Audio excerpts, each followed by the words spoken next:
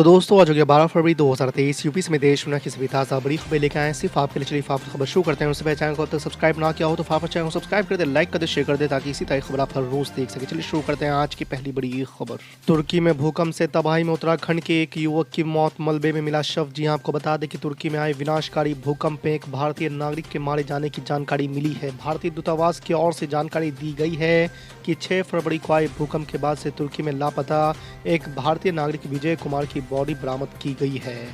विजय की बॉडी एक होटल के मलबे के अंदर से बरामद की गई है।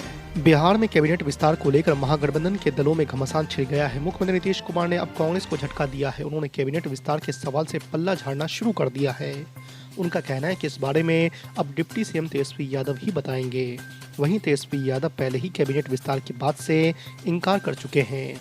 दूसरी ओर कांग्रेस कह रही है कि उनकी नीतीश कुमार से बात हो गई है और उन्होंने पार्टी के कोटे से 2 नए मंत्री बनाए जाने पर हामी भरी है। त्रिपुरा में कांग्रेस मार्क्सवादी कम्युनिस्ट पार्टी गठबंधन पर निशाना साधते हुए प्रधानमंत्री नरेंद्र मोदी ने शनिवार को कहा है कि दोनों दल केरल में कुश्ती लड़ते हैं और त्रिपुरा में दोस्ती करते हैं। पीएम मोदी ने क्षेत्रीय पार्टी त्रिपुरा मोर्चा पर परोक्ष रूप से हमला करते हुए दावा किया कि कई अन्य दल भी परोक्ष रूप से विपक्षी गठबंधन की मदद कर रहे हैं, लेकिन उन्हें दिया गया हर वोट त्रिपुरा को कई साल पीछे ले जाएगा। राष्ट्रीय राजधानी दिल्ली में आयोजित जमीयत उलमा हिंद के वार्षिक आम सत्र में मौलाना महमूद मदनी ने देश में कथित इस्लामोफोबिया और धार्मिक पूर्वाग्रह के मुद्दे को उठाया। ये भी कहा है कि भारत उनका भी उतना ही है जितना प्रधानमंत्री नरेंद्र मोदी और आरएसएस प्रमुख मोहन भागवत का है। मदनी ने कहा है कि भारत हमारा देश है। ये देश जितना नरेंद्र मोदी और मोहन भागवत का है उतना ही ये देश महमूद का भी है। ना महमूद उनसे 1 इंच आगे है, ना वो महमूद से 1 इंच आगे है। यूपी के पीलीभीत से बीजेपी सांसद वरुण गांधी कई महीनों से सुर्खियों में बने हुए हैं। उनके बारे में कयास लगाए जा रहे हैं कि वो अपनी पार्टी से नाराज है, जिसकी वजह से राज्य से लेकर केंद्र सरकार के कामकाज के खिलाफ बयानबाजी करके सवाल खड़े कर रहे हैं। मोदी सरकार के दोनों कार्यकालों में वरुण गांधी के पास कोई भी मंत्री पद नहीं रहा। अब केंद्र में मंत्री पद को लेकर वरुण गांधी ने बड़ा दावा किया है। वरुण गांधी का दावा है कि उन्हें 2 बार मंत्री बनने के लिए कहा गया था, लेकिन उसे उन्होंने ठुकरा दिया। तेलंगाना में वंदे भारत एक्सप्रेस ट्रेन पर पत्थरबाजी की घटना सामने आई है। राज्य के महबूबाबाद जिले में अज्ञात लोगों ने पत्थरबाजी की घटना को अंजाम दिया। उस समय वंदे भारत एक्सप्रेस ट्रेन सिकंदराबाद के विशाखापट्टनम जा रही थी। आपको बता दें कि रेलवे अधिकारियों ने ये जानकारी दी है। उन्होंने बताया कि रेलवे सुरक्षा बल ने मामले का संज्ञान लिया है और जांच जारी है। सुप्रीम कोर्ट में शुक्रवार को गौतम अडानी हिंडनबर्ग मामले में याचिकाओं पर सुनवाई हुई। Chief justice of India DY Chandrachud की अध्यक्षता वाली 3 जजों की बेंच ने मामले में याचिकाकर्ताओं का पक्ष जाना और कड़ी हिदायत भी दी। कोर्ट ने कहा है कि अडानी मामले में जो कुछ भी तर्क देना है वो सोच समझकर ही देना चाहिए, क्योंकि इसका सीधा असर शेयर मार्केट पर पड़ता है। कोर्ट ने एक जांच कमेटी पर भी विचार करने का संकेत दिया है। अब मामले में सोमवार को सुनवाई होगी और जांच कमेटी के संबंध में फैसला आएगा। तेलंगाना बीजेपी चीफ बंदी संजय कुमार ने शुक्रवार को कहा है कि अगर उनकी पार्टी सत्ता में आती है तो निजाम की सांस्कृतिक निशानियों को मिटा दिया जाएगा। आपको बता दें कि बंदी संजय कुमार ने लोगों को संबोधित करते हुए कहा कि असदुद्दीन ओवैसी की MIM और चंद्रशेखर राव की भारत राष्ट्र समिति एक ही पार्टी के तौर पर काम कर रही है। उन्होंने कहा कि दोनों पार्टियां ग्रेटर हैदराबाद म्यूनिसिपल कॉरपोरेशन को मिलकर चलाती है और विधानसभा में ड्रामा करती है। तेलंगाना बीजेपी चीफ ने कहा है कि पूरे सूबे में भारतीय जनता पार्टी को लोगों से सकारात्मक प्रतिक्रिया मिल रही है। डेरा सच्चा सौदा के प्रमुख गुरमीत राम रहीम सिंह के पेरोल को रद्द कराने के लिए शिरोमणि गुरुद्वारा प्रबंधक कमेटी की ओर से पंजाब हरियाणा हाई कोर्ट में याचिका दायर की गई है। अब इस याचिका पर हाई कोर्ट ने हरियाणा और पंजाब सरकार के साथ ही साथ केंद्र सरकार को भी नोटिस जारी किया है। आपको बता दें कि मामले की अगली सुनवाई 17 फरवरी को होनी है। केंद्र सरकार द्वारा गुरुवार को राज्यसभा में उपलब्ध कराए गए आंकड़ों के अनुसार वर्ष 2011 से 16 लाख से अधिक भारतीयों ने अपनी भारतीय नागरिकता छोड़ दी है। इनमें से सबसे ज़्यादा 2,25,620 भारतीय ऐसे हैं जिन्होंने पिछले साल भारतीय नागरिकता छोड़ी है।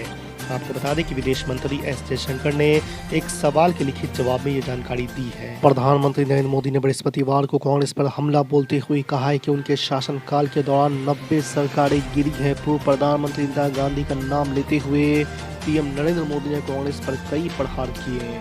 प्रधानमंत्री मोदी ने कहा है कि इंदिरा गांधी ने राज्य सरकारों को बर्खास्त करने के लिए संविधान के अनुच्छेद 356 का 50 बार दुरुपयोग किया था। मैनपुरी चुनाव में डिंपल यादव की जीत के बाद एक बार फिर शिवपाल सिंह यादव का कद लगातार बढ़ता जा रहा है। प्रगतिशील समाजवादी पार्टी लोहिया का सपा में विलय होने के बाद शिवपाल सिंह यादव को पहले सपा में राष्ट्रीय महासचिव बनाया गया और अब उनको आजम खान की सीट पर भी बिठाने की तैयारी चल रही है। सूत्रों की माने तो यूपी ग्लोबल इन्वेस्टर समिट के बाद विधानसभा में होने वाले बजट सत्र के दौरान सपा प्रमुख अखिलेश यादव के बगल में शिवपाल यादव बैठे दिख सकते हैं। बिहार के मुख्यमंत्री नीतीश कुमार ने घोषणा की है कि खेल प्रतियोगिताओं में पदक विजेता खिलाड़ियों को सीधी नौकरी दी जाएगी। आने वाले दिनों में राष्ट्रीय एवं अंतर्राष्ट्रीय स्तर पर पदक जीतने वाले खिलाड़ियों को बिहार प्रशासनिक सेवा, बिहार पुलिस सेवा में सीधे नौकरी देंगे। आपको बता दें कि मुख्यमंत्री नीतीश कुमार ने खिलाड़ियों से कहा है कि मेडल लाओ और नौकरी पाओ। हिंडनबर्ग रिपोर्ट को लेकर विपक्षी दल लगातार केंद्र पर निशाना साध रहे हैं। बुधवार को भी अडानी के मुद्दे को लेकर दोनों सदनों में जमकर हंगामा हुआ। एमआईएम चीफ असदुद्दीन ओवैसी ने भी हिंडन रिपोर्ट को लेकर केंद्र सरकार पर तंज कसा है। उन्होंने कहा कि अगर हिंडनबर्ग भारत में होता तो उसे यूएपीए का सामना करना पड़ता। असदुद्दीन ओवैसी इतना ही पर नहीं रुके, इसके अलावा उन्होंने चीन और मुसलमानों के साथ अत्याचार और तमाम मुद्दे उठाए।